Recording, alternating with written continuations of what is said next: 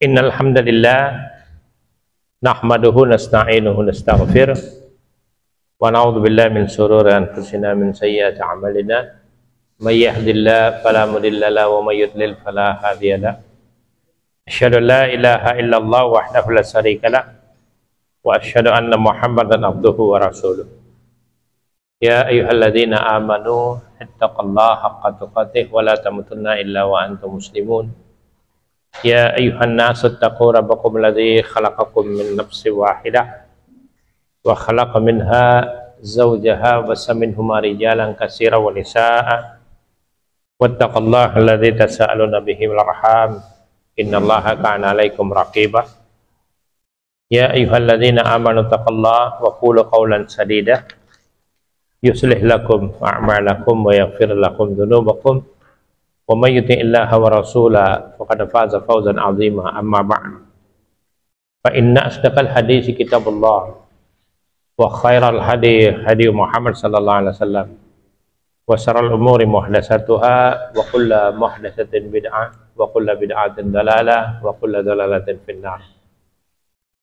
Bapak-bapak, ibu-ibu yang dirahmati Allah, marilah kita bersyukur kepada Allah yang telah memberikan kepada kita kesempatan pada malam hari ini untuk bertemu, untuk membicarakan masalah zakat perdagangan atau zakat perniagaan. Dan barang dagangan yang dimaksud di sini adalah yang diperjualbelikan untuk mencari untung. Dalil diwajibkannya zakat perdagangan adalah firman Allah dalam surat Al-Baqarah ayat 267. Ya ayyuhalladzina amanu anfiqu min thayyibati ma kasabatum wa mimma akhrajna lakum minal ardi wa la tayammamul khabitha minhu tunfiqun wa lastum bihakhidhihi illa an tughmidu fi wa'lamu annallaha ghaniyyun hamid. Hai orang-orang yang beriman, nafkahkanlah di jalan Allah sebagian dari hasil usahamu yang baik-baik. Di sini Allah sebutkan hasil usahamu, ya, yang baik-baik, dan sebagian dari apa yang kami keluarkan dari bumi untuk kamu. Ya. Dan janganlah kamu memilih yang buruk-buruk lalu kamu menafkahkan daripadanya, padahal kamu sendiri tidak mau mengambilnya, melainkan dengan memicingkan mata terhadapnya. Dan ketahuilah bahwa Allah Maha Kaya lagi Maha Terpuji. Jadi kalau mau ngasih orang, sekaligus ayat ini menjelaskan jangan yang udah nggak bisa dipakai. Kita sendiri udah ngelihatnya aja udah ini ya. Jadi harus benar-benar yang layak. Ya. Tapi yang kita sedang berbicara tentang ayat ini adalah diwajibkannya hasil usaha, yaitu perdagangan. Ya, wajib dikeluarkannya zakat dalam hasil usaha. Imam Bukhari meletakkan bab dalam kitab zakat dalam kitab sahihnya, di mana beliau berkata, bab zakat hasil usaha dan tijarah. Tijarah ini perdagangan. Ya. Sahih Bukhari pada kitab zakat, setelah itu beliau bawakan ayat di atas. Ternyata ayat di atas untuk mewajibkan zakat tijarah atau perdagangan. Kemudian dalil dari atsar para sahabat. Diriwayatkan dari Ibnu Abidin dari Qari rahimahullah. Ia berkata, dahulu aku bekerja di Baitul Mal pada masa pemerintahan Umar bin Khattab radhiyallahu anhu. Tatkala beliau mengeluarkan pemberiannya, beliau mengumpulkan harta-harta para pedagang dan menghitungnya, baik yang hadir maupun yang tidak hadir. Kemudian mengambil zakat dari pemilik harta yang hadir dan tidak hadir. Ya. Hadis ini disahihkan oleh Ibnu Hazm dari Abi Saibah dalam kitab Al-Muhalla. Kemudian diriwayatkan dari Ibnu Umar radhiyallahu anhu, ia berkata, tidak ada zakat pada barang-barang kecuali jika dipersiapkan untuk diperdagangkan. Ya. Saya ulangi. Tidak ada zakat pada barang-barang kecuali jika dipersiapkan untuk diperdagangkan. Dengan sendirinya nanti antum nanya, gimana antum punya mobil, gimana kalau punya rumah. Ya, dengan sendirinya tidak dizakatkan karena kan bukan untuk dipersiapkan diperdagangkan ya. Ini secara tegas. Sanad ini sahih, diriwayatkan oleh Imam As-Syafi'i dalam kitab kemudian Abdur Rajab dan Al-Baihaqi dengan sanad yang sahih. Kemudian diriwayatkan dari Ibnu Abbas radhiyallahu anhu, dia berkata, tidak mengapa menahan barang hingga dijual dan zakat wajib padanya. Tidak ada satupun dari kalangan sahabat yang menyelisih perkataan Umar bin Khattab radhiyallahu anhu dan Ibnu Abbas radhiyallahu anhu. Bahkan hal ini terus diamalkan dan difatwakan pada masa tabi'in dan pada zaman Umar bin Abdul Aziz.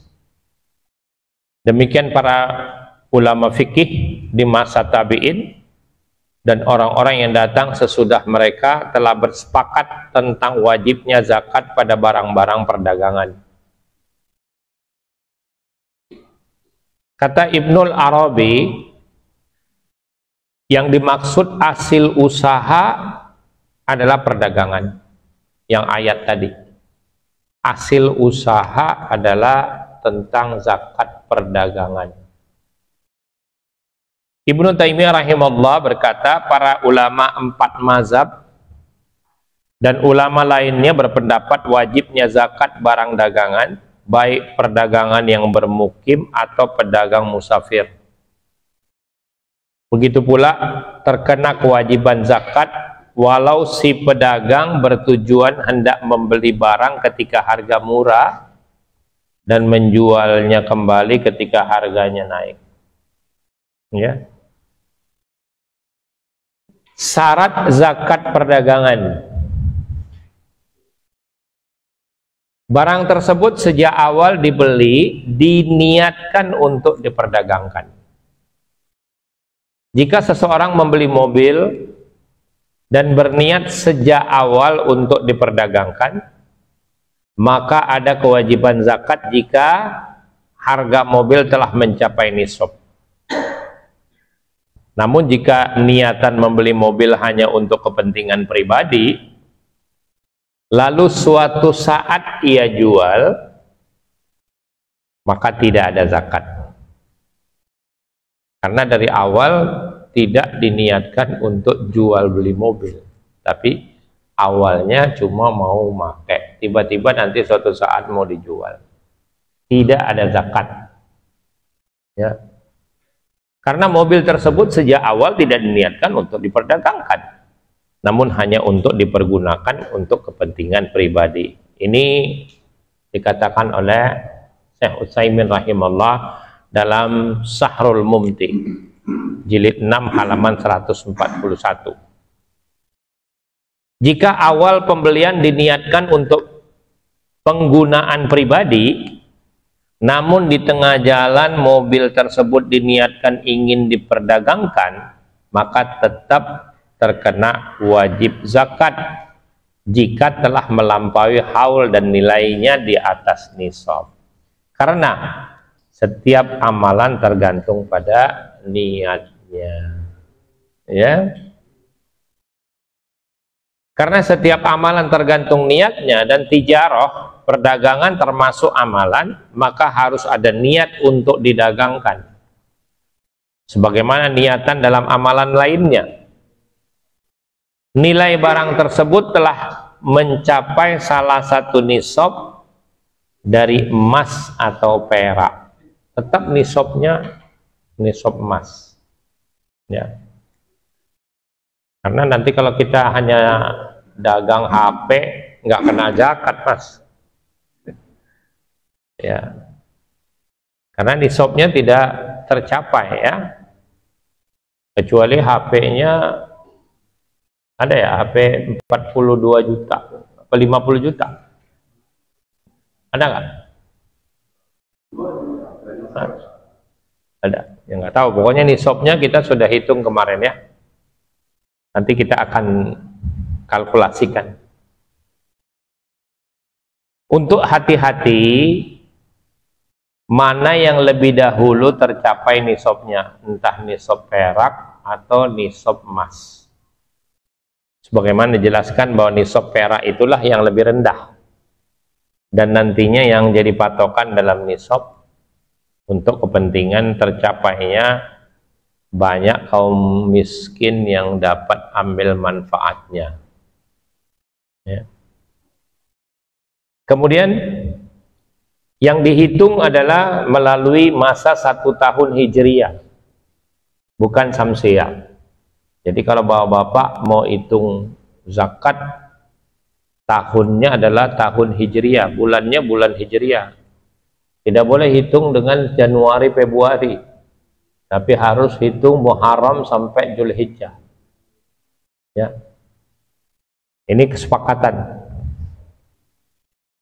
Jika barang dagangan saat pembelian menggunakan mata uang yang telah mencapai nisab, atau harganya telah melampaui nisab emas atau perak, maka haul dihitung dari waktu pembelian tersebut.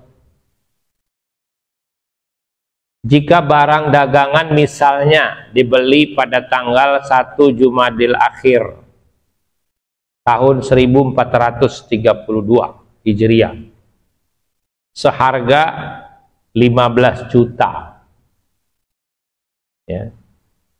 Nisab perak 595 gram, yaitu kita kalikan umpama 12.000 ketika itu, maka 7.140.000, dan nisab emas 85 gram. Kalau kita kalikan sekarang 500.000 aja umpama, ya, maka mencapai 42.500.000. Maka tadi saya tanya, ada nggak HP harganya 42,5 juta?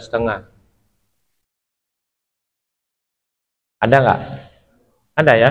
Oh, saya baru tahu. HP apa? Hah? 42 juta. Oh, iya. Ya, terlepas daripada harga, ya, karena ini nisab dihitung dengan harga beli dan harga jual nanti, ya.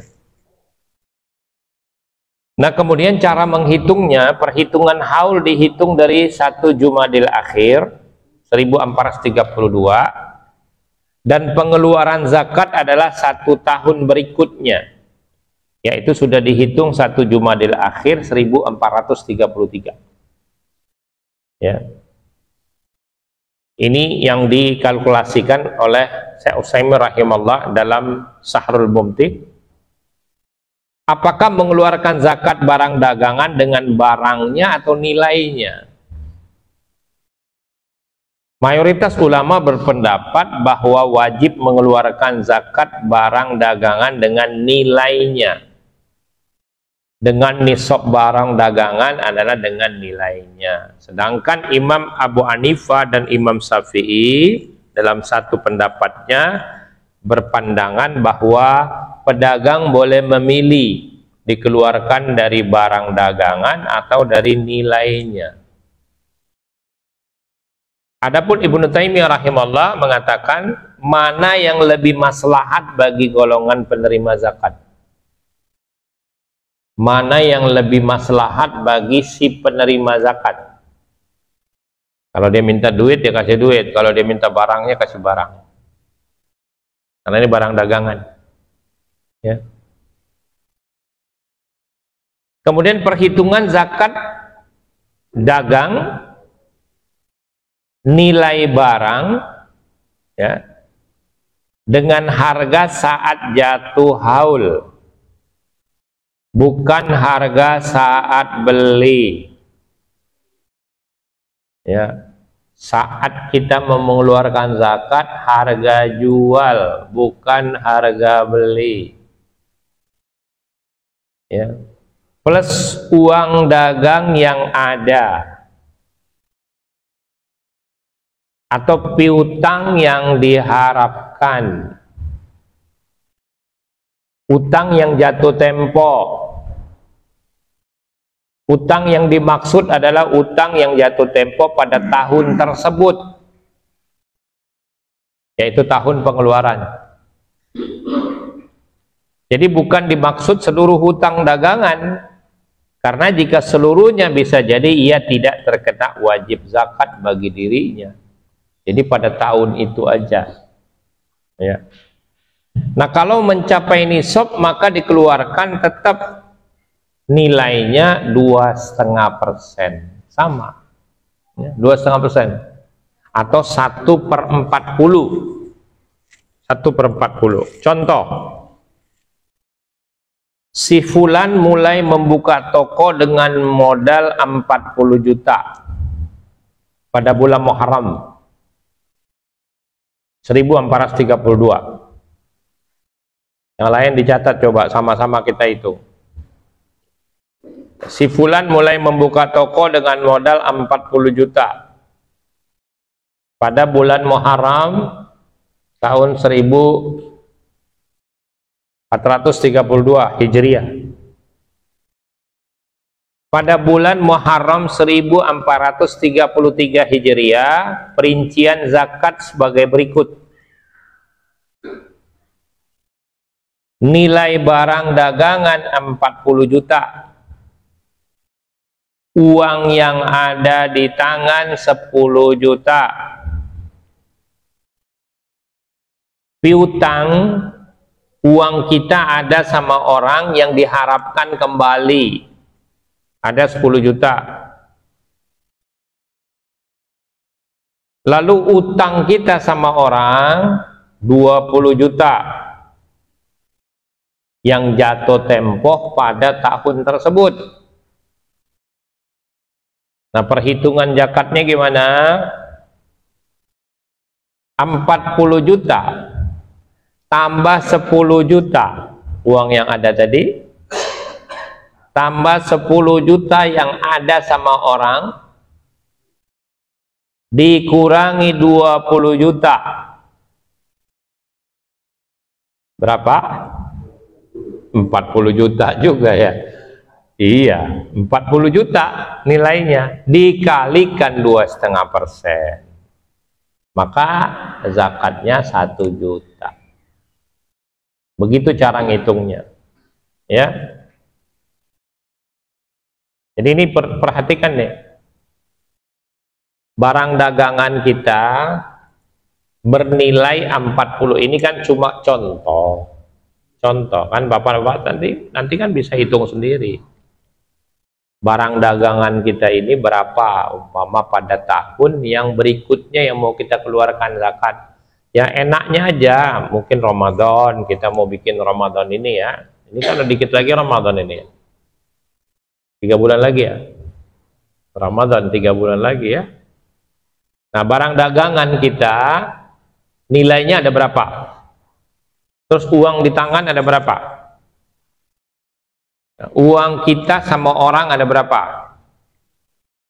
Dan uang orang sama kita ada berapa yang harus dibayar? Dikurangi. Maka tadi kalau kita hitung contohnya bernilai 40 juta Pak, dikalikanlah 2,5%, karena ini sudah dianggap sudah mencapai nisab, ya. Nah, kemudian apakah zakat dagangan tadi? Ini ada perbedaan pendapat. Saya katakan sekalian, mayoritas ulama berpendapat bahwa yang dikeluarkan adalah dengan nilai tadi ya, nilai barangnya. Karena itu yang lebih manfaat.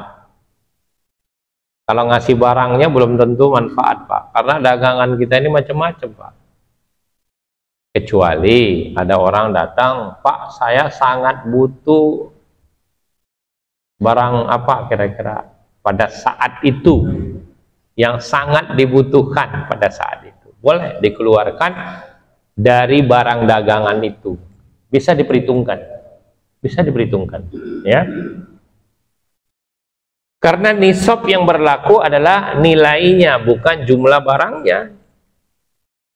Maka berbagai jenis barang yang ada dihitung dengan jumlah nisab nilainya, yaitu sudah mencapai 85 gram emas, ya. Menurut Abu Hanifah dan Imam As-Syafi'i pada satu pendapatnya, pedagang diberikan kebebasan. Yang mau mengeluarkan nilainya boleh, mau mengeluarkan nilainya apa barangnya boleh, ya. Tapi kalau Syekhul Islam Ibnu Taimiyah tadi mengatakan apa? Tergantung kepentingan si penerima. Kalau si penerima sangat membutuhkan pada saat itu, ya itulah yang mungkin yang bisa kita keluarkan, ya. Nah, kemudian ada zakat yang namanya zakat rikas. Rikas ini harta temuan,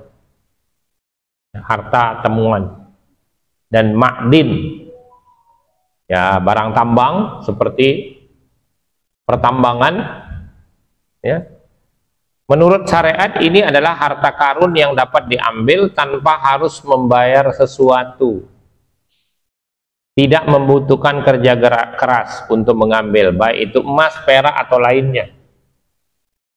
Ini rikas namanya.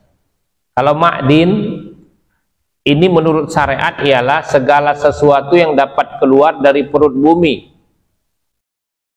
yang mempunyai nilai yang berharga, jenis barang tambang, ya, seperti emas, perak, besi, tembaga, timah dan lain-lain. Pokoknya yang keluar dari bumi, ya. Barang namanya juga barang apa yang kita sebut apa? Tambang lah, iya, barang tambang, bukan tali. Ntar tambang tali, bukan ya. Ini barang tambang, kita tahu ya. Yang cair seperti minyak, aspal dan lain-lain ini termasuk, ya, keluar dari bumi juga kan, minyak, gitu. Nah, orang yang menemukan harta karun tidak terlepas dari 5 hal. Pertama, dia menemukan harta karun di kawasan bebas yang tidak ada pemiliknya, ya.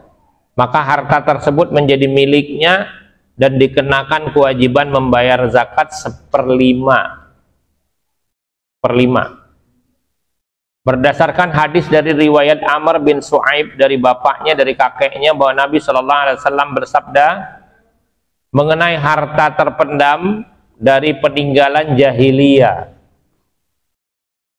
yang ditemukan oleh seseorang, apabila kau mendapatkannya di sebuah perkampungan berpenghuni atau di jalan yang biasa dilalui manusia, maka hendaknya mengumumkannya.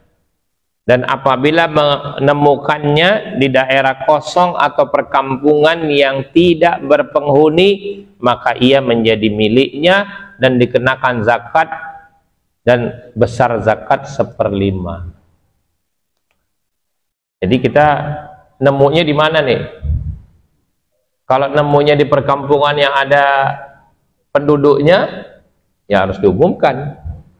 Tapi kalau kita menemukannya di padang pasir umpama yang nggak ada penduduknya, ya sudah jadi miliknya. Karena itu tidak mungkin jadi punya seseorang, ya sudah zakatnya 1/5. Ya. Keadaan yang kedua, dia menemukan di jalan yang biasa dilalui atau di kampung yang berpenghuni, hendaknya dia umumkan. Jika pemiliknya datang, maka menjadi haknya. Namun jika tidak ada, maka akan menjadi hak orang yang menemukan, seperti hadis di atas. Yang ketiga, dia menemukan di tempat milik orang lain. Para ulama menjadi 3 pendapat. Pertama yang mengatakan ia menjadi hak pemilik tempat tersebut. Hak pemilik tempat tersebut. Ya. Ini adalah pendapat Abu Hanifah, Muhammad bin Hasan, Imam Malik, dan Imam Ahmad. Ya. Umpama gini, Bapak ngontrak rumah, bukan beli, ngontrak rumah. Tahu-tahu di dalam rumah itu ada simpenan, ya, itu tidak menjadi milik si pengontrak, itu tetap menjadi milik yang punya rumah. Itu maksudnya. Yang kedua, ia menjadi hak yang menemukan. Riwayat lain dari Ahmad yang dianggap hasan oleh Abu Yusuf. Yang ketiga, menjelaskannya jika pemilik tempat mengakuinya, maka harta itu menjadi miliknya. Jika ia tidak mengakuinya, maka harta tersebut menjadi milik yang menemukannya. Ini pendapat Imam Syafi'i. Ya. Yang keempat, ia menemukan di tempat miliknya setelah kepemilikan pindah kepadanya dengan cara jual beli. Nah, tadi jual beli kan? Di sini pun terdapat 2 pendapat. Harta tersebut menjadi milik orang yang menemukannya jika pemilik pertama tidak mengakui bahwa harta tersebut adalah miliknya yang dia simpan. Ini pendapat mazhab Imam Malik dan Abu Hanifah dan Imam Ahmad. Pendapat kedua, harta tersebut menjadi hak pemilik sebelumnya. Dan jika ia tidak mengakuinya, maka akan menjadi hak sebelumnya lagi, dan seterusnya. Jika pemilik harta tersebut tidak ditemukan, maka harta tersebut menjadi barang yang menemukan. Ya. Nah, ini kondisi yang kelima. Harta tersebut ditemukan di daerah kekuasaan musuh. Jika ditemukan oleh sekelompok kaum muslimin, maka dikategorikan sebagai harta rampasan dan dihukumi layaknya ghanimah karena di daerah musuh. Ya. Namun jika ditemukan oleh seorang tanpa bantuan orang lain, maka ulama menjadi 2 pendapat. Ia menjadi milik yang menemukan. Ini pendapat Imam Ahmad. Pendapat kedua, jika pemilik tempat tersebut seorang musuh, kafir harbi yang menyerang, maksudnya yang memerangi dan mempertahankannya, maka harta itu menjadi seperti ghanimah. Jika pemilik tempat tidak mempertahankan, maka dihukumi seperti rikas. Ini pendapat Imam Malik, Abu Hanifah, dan Imam As-Syafi'i rahimahullah. Nah, rikas tidak disyaratkan mencapai nisab, Pak. Tidak ada haul, tidak ada nisab. Melainkan kewajiban zakat itu berlaku ketika pertama ditemukan dan zakatnya 1/5, sesuai dengan sabda Nabi Shallallahu Alaihi Wasallam di atas. Jadi khusus dalam harta penemuan tidak ada namanya nisab, tidak ada haul ya ketika menemukannya dan berapapun jumlahnya. Ya. Kepada siapa zakat rikas disalurkan, ulama berbeda pendapat. Ya. Yang 1/5 itu dikasih ke siapa? Bagian 1/5 dari zakat rikas disalurkan sebagaimana zakat biasa. Ini adalah pendapat Imam Syafi'i dan Imam Ahmad. Hanya saja mereka berkata jika dibagikan kepada orang miskin maka itu telah mencukupinya. Ya. 2. Bagian 1/5 zakat, yaitu zakat rikas tadi, disalurkan sebagaimana halnya ghanimah, rampasan perang. Ini adalah pendapat Abu Hanifah, Imam Malik, dan salah satu riwayat mazhab Ahmad yang dianggap oleh Ibnu Qudama. Ini adalah pendapat yang lebih rajih. Namun Abu Malik, penulis kitab ini, mengatakan dua pendapat tersebut di atas tidak dapat dijadikan dalil karena ya dari sunnah tidak ada yang mendukung secara tegas. Ya, karena itu saya di sini adalah penulis kitab tersebut, Abu Malik Kamal As-Salim, memilih penyaluran diserahkan kepada pemimpin umat Islam ketika itu. Dia akan menyalurkannya sesuai dengan maslahat yang ada. Ya, pendapat ini juga dipilih oleh Abu Ubaid dalam kitab Al-Amwal. Seperti itu juga, apakah ma'din atau hasil tambang termasuk rikas? Sebagian ulama mengatakan sama, sebagian ulama mengatakan beda. Yang mengatakan pertama, Imam Malik dan Imam Syafi'i mengatakan bahwa ma'din tidak dikenakan kewajiban zakat kecuali emas dan perak. Ya. Tapi mayoritas ulama mengatakan harta penemuan yang ditemukan dalam bumi itu jenisnya dihukumi seperti rikas, yaitu ada kewajiban masing-masing, hanya saja yang dikeluarkan berbeda-beda seperti emas, perak, tembaga, timah, aspal, dan yang lain-lain. Karena keumuman dalil yang sudah kita baca dalam surah Al-Baqarah ayat 267 tadi. Ya. Iya. Besarnya zakat yang dikeluarkan ini sudah disepakati. Mayoritas ulama berpendapat bahwa kewajiban yang dikenakan pada ma'din adalah 1/10 yang keluar dari bumi tadi. Ya. Sebagian ahli fikih membedakan antara keduanya. Mereka berpendapat bahwa hasil usaha dan biaya yang dikeluarkan untuk mendapatkan apakah gratis atau tidak. Kan ada orang yang nemuin gratis, tidak pakai biaya. Tapi ada yang harus digali pakai biaya. Ya. Kalau kita lagi jalan ke Muara Gembong kan banyak itu sumur-sumur itu kan pakai biaya itu. Nah, oleh karena itu para ulama membedakan seperti ini. Ya.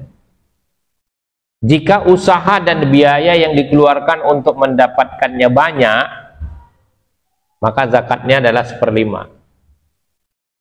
Namun apabila hanya sedikit, maka kewajiban zakatnya 1/10. Ya.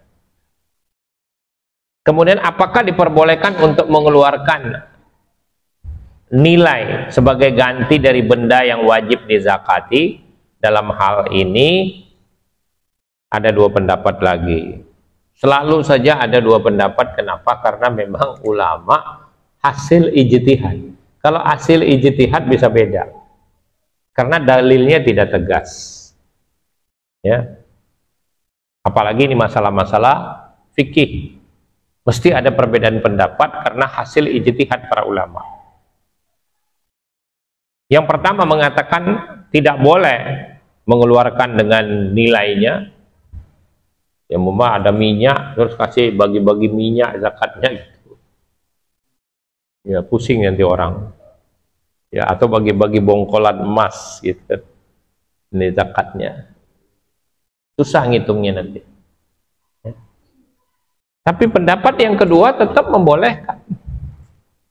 Ini pendapat Abu Hanifah, Ats-Tsauri, Imam Bukhari, satu pendapat dari mazhab Imam Syafi'i. Alasannya adalah pembayaran zakat adalah untuk kebutuhan orang miskin. Dapat terrealisasi dengan membayar nilainya sebagaimana dapat dipenuhi dengan membayar harta yang dizakati. Ya, secara langsung, bahkan barangkali dengan membayarkan nilainya akan lebih dapat memenuhi kekurangan yang ada. Masing-masing pendukung tentu punya pendapat masing-masing tadi, mana yang lebih bermanfaat pada saat itu. Inilah kesimpulan yang paling baik yang disebutkan oleh Ibnu Taimiyah rahimahullah, mana yang saat itu paling dibutuhkan oleh fakir miskin, nilainya atau barangnya atau bendanya. Ya, bolehkah menyegerakan pembayaran zakat sebelum masa haul? Sudah kita bahas, saya nggak usah ulang lagi, dalil-dalilnya sudah cukup. Dijawab boleh. Ya, tapi bolehkah mengeluarkan sebelum nisabnya, sebelum mencapai nisab? Maka ulama sepakat tidak boleh, karena itu bukan zakat namanya. Ya. Waktunya boleh, haulnya boleh, sebelum haul boleh, tapi kalau sebelum nisab tidak boleh. Ya.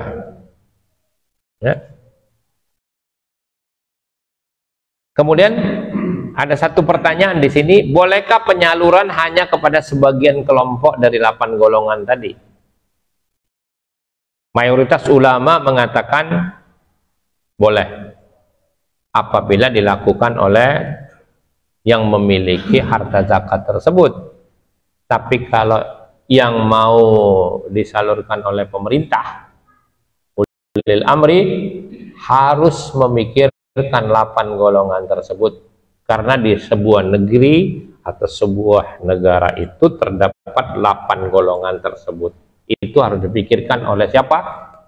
Oleh ulil amri atau pemimpin. Tapi kalau umpama kita secara pribadi mau mengeluarkan zakatnya, maka mulailah apa yang dimulai oleh Allah. Kemarin sudah kita baca dalam surat berapa? Masih ingat pembagiannya?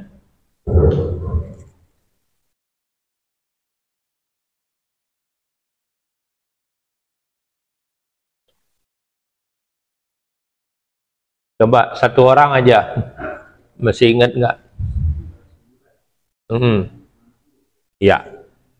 Jadi pembagian zakat itu surat 9 ayat 60, tetap patokannya sama seperti itu. Ya. Ya cuma satu ayatnya, kan gampang hafalnya. Ya, dalam Al-Qur'an cuma satu kok ayat. Kalau banyak baru pusing kan. Ini cuma satu, surat 9 ayat 60. Ya. Nah, kemudian apakah zakat boleh diberikan kepada anak oleh bapaknya atau sebaliknya? Orang tua boleh kasih zakat ke anaknya atau anaknya boleh kasih zakat ke orang tuanya? Mayoritas ulama berpendapat apabila masing-masing dari mereka mampu untuk memberi nafkah satu sama lainnya, diperbolehkan sama lainnya, maka Syekhul Islam Ibnu Taimiyah rahimahullah membolehkan untuk diberikan zakatnya kepada masing-masing dari mereka. Wallahu a'lam. Karena apa? Karena orang tua berkewajiban memberi nafkah kepada anaknya dan sebaliknya tuanya. Maka kalau kita bicara masalah nafkah, orang tua itu diberi nafkah, bukan diberi zakat. Ada sebaliknya, anak diberi zakat, nanti harta muter di situ aja nanti. Padahal orang tua memang wajib memberi nafkah kepada anaknya. Seperti itu juga seorang suami wajib memberi nafkah kepada istrinya, jadi maka nggak boleh dizakatin. Kalau sebaliknya boleh gak? Istri kasih zakat sama suami. Ya boleh, karena apa? Ya karena istri kan nanggung nafkahnya suami. Begitu gampang kan? Jadi nggak usah bingung dulu. Orang yang kita wajib memberi nafkah tidak boleh dikasih zakat. Dah, begitu kesimpulannya. Ya. Tapi kalau yang tidak wajib dinafkahi dengan sendirinya boleh, bahkan anjurannya berikan zakatnya kepada kerabat dekat. Nah, kerabat dekat ini adalah bukan orang yang ditanggung nafkahnya, ya, tapi yang tidak ditanggung nafkahnya. Ya. Ini makanya di sini ada, apakah seorang istri boleh memberi zakat kepada suami jika suami termasuk dalam kategori orang yang berhak menerima zakat? Kita bawakan dalilnya supaya jelas, ya. Kalau tadi yang wajib diberi nafkah sudah ada keputusan, seperti orang tua terhadap anak, anak terhadap orang tua, suami terhadap istri, ini tidak boleh karena kewajiban zakat. Tapi khusus tentang istri memberi zakat kepada suami, ya, ini adalah disepakati oleh Imam As-Syafi'i dalam satu riwayat Imam Ahmad dalam kitab Al-Majmu' Al-Mughni, dengan alasan dari riwayat Abu Said bahwa Zainab istri Ibnu Mas'ud berkata, ya, istri Ibnu Mas'ud, wahai Rasulullah, sesungguhnya hari ini engkau memerintahkan kami untuk berzakat. Aku memiliki perhiasan dan ingin menzakatinya, namun Ibnu Mas'ud dan anaknya mengatakan bahwa mereka lah yang paling berhak, ya, menerima zakatku. Lalu Nabi SAW bersabda, Ibnu Mas'ud benar. Itu udah dibenerin tuh, ya, maksudnya Rasulullah SAW membenarkan perkataan Ibnu Mas'ud. Ibnu Mas'ud benar, ya. Istrinya kan nanya, nah ini punya perhiasan, saya mau zakatin. Ya tentu kita kemarin sudah berbicara, ini harta istri. Tolong perhatikan, bukan istri mengeluarkan zakat suami, bukan. Ini istri memiliki harta sendiri yang sudah mencapai nisab dan haulnya tentunya. Seperti di sini perhiasan. Perhiasan, ya. Istri punya perhiasan, sudah menjadi miliknya. Dia wajib mengeluarkan. Ya mungkin dia kumpul-kumpul, ya, bisa jadi kan. Tapi bukan harta suami itu harta istri. Maka dia bertanya, ya, kata Ibnu Mas'ud radhiyallahu an, dia lebih pantas menerimanya. Iya, dia Ibnu Mas'ud benar. Ya. Suamimu dan anakmu adalah orang yang paling berhak engkau berikan zakat dan sedekahmu. Ya, di sini ulama mengatakan yang dimaksud adalah zakat. Kalau sedekah lebih boleh lagi, ya. Zakat aja boleh. Ya. Juga seorang istri tidak wajib memberi nafkah pada suaminya. Maka tidak ada larangan untuk memberikan zakat kepadanya sebagaimana halnya kepada orang lain. Adapun suami tidak boleh, karena dia memang berkewajiban memberi nafkah kepada istrinya. Gitu, ya. Nah, adapun kerabat dekat sudah kita sepakati tadi. Yang bisa dua keuntungan sedekah kepada kaum kerabat adalah sedekah jalinan silaturahim. Ini lebih utama, Pak. Jadi cari dulu yang dekat-dekat secara nasab, karena di sini ada jalinan silaturahim. Ya. Ngapain cari orang lain, orang kita saudara aja masih susah gitu, umpamanya keponakan, adik ya, kakak, pokoknya yang tidak ditanggung nafkah oleh kita itu didahulukan. Orang jelas ayatnya, bahkan ya, masih ingat ayatnya enggak?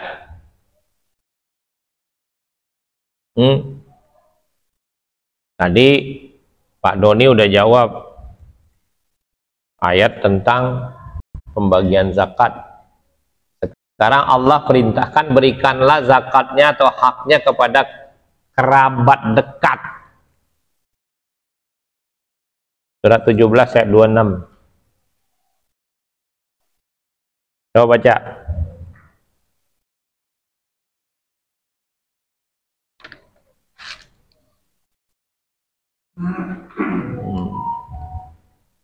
Wa atidal qurba haqqahu wal miskina wa banas sabil wala tubadzir tabdzira, dan berikanlah kepada keluarga-keluarga yang dekat akan haknya. Haknya di sini zakat, kepada orang-orang miskin dan orang-orang dalam perjalanan, dan janganlah kamu menghambur-hamburkan hartamu secara boros. Jadi diutamakan kepada kerabat dekat.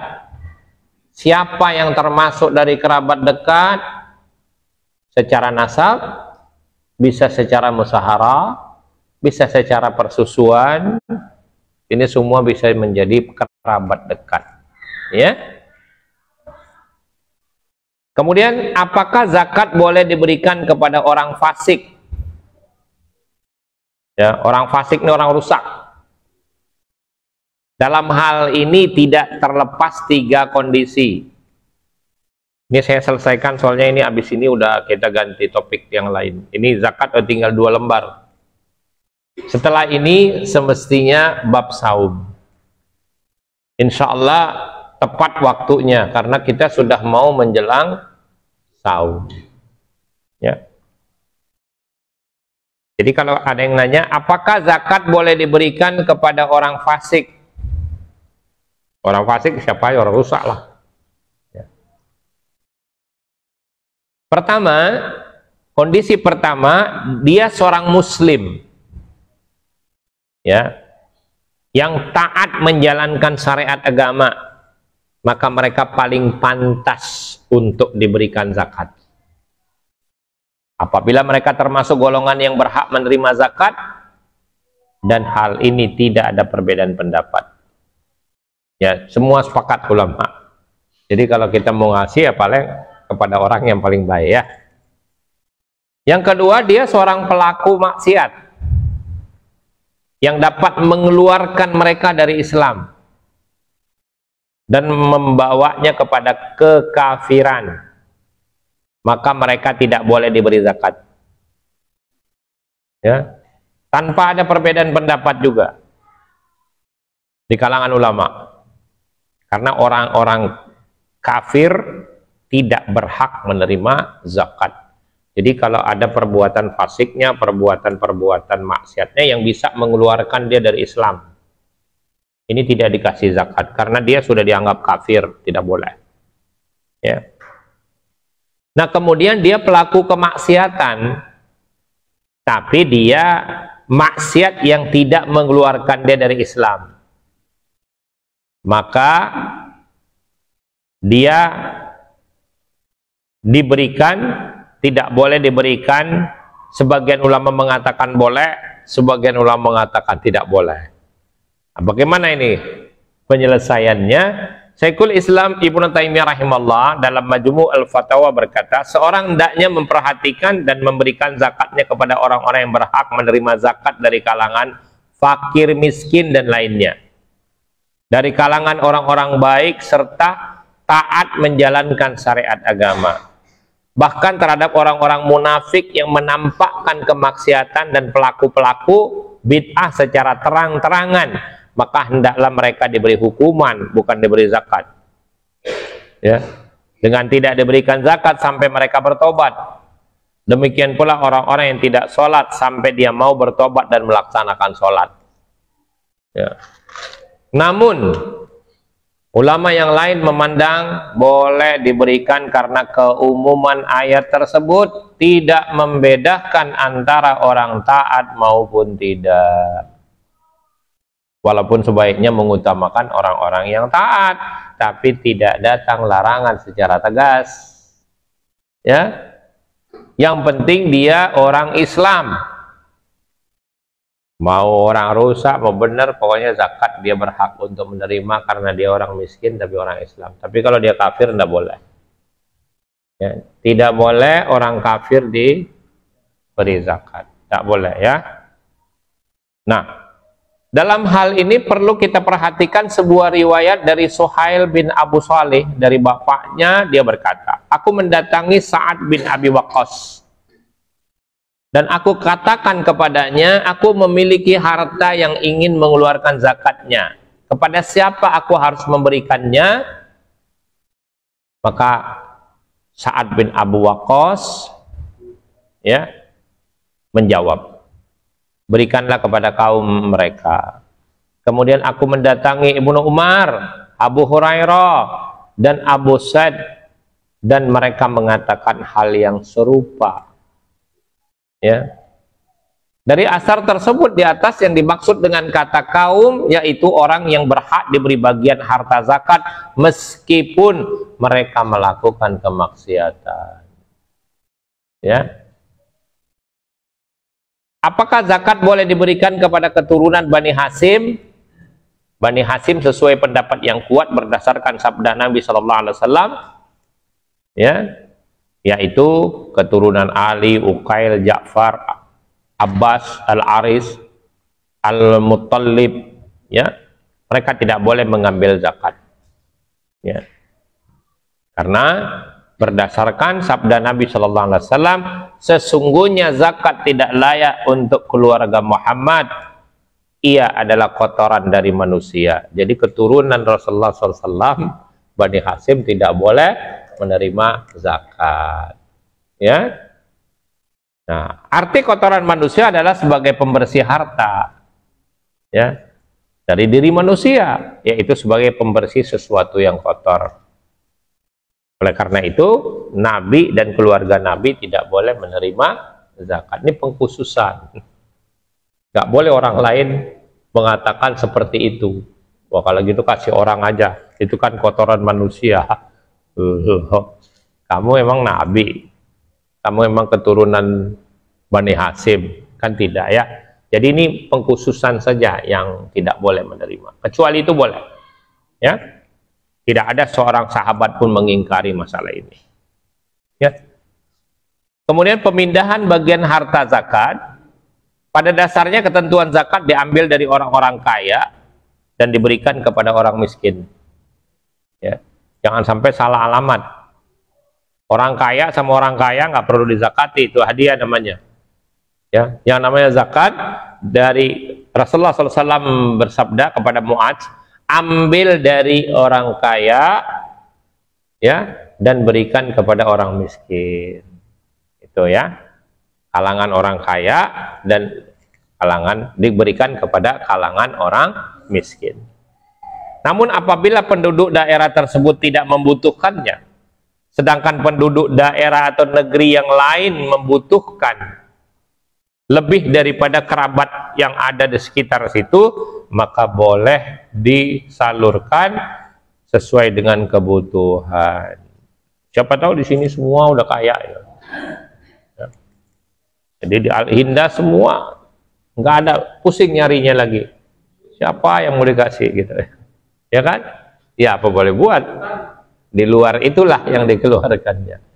Tapi kalau masih ada di sekitar kita orang miskin, itu lebih utama. Perhatikan nih, ya. Kalau di lingkungan kita atau kerabat kita lebih membutuhkan, itu lebih utama daripada harus diberikan kepada yang jauh, ya. Jadi tetangga dekat didahulukan daripada tetangga jauh, ya, begitu.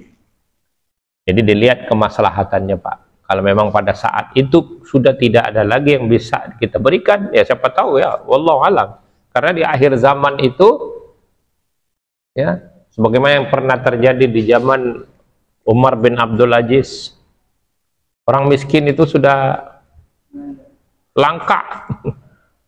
Ya, itu Masya Allah. Bisa saja kan Pak ya terjadi. Akhir zaman itu akan terjadi seperti itu. Ya. Semuanya orang kaya. Ya. Kemana kita harus salurkan ya? Cari orang miskin, nah, ayo, ada pusing gitu.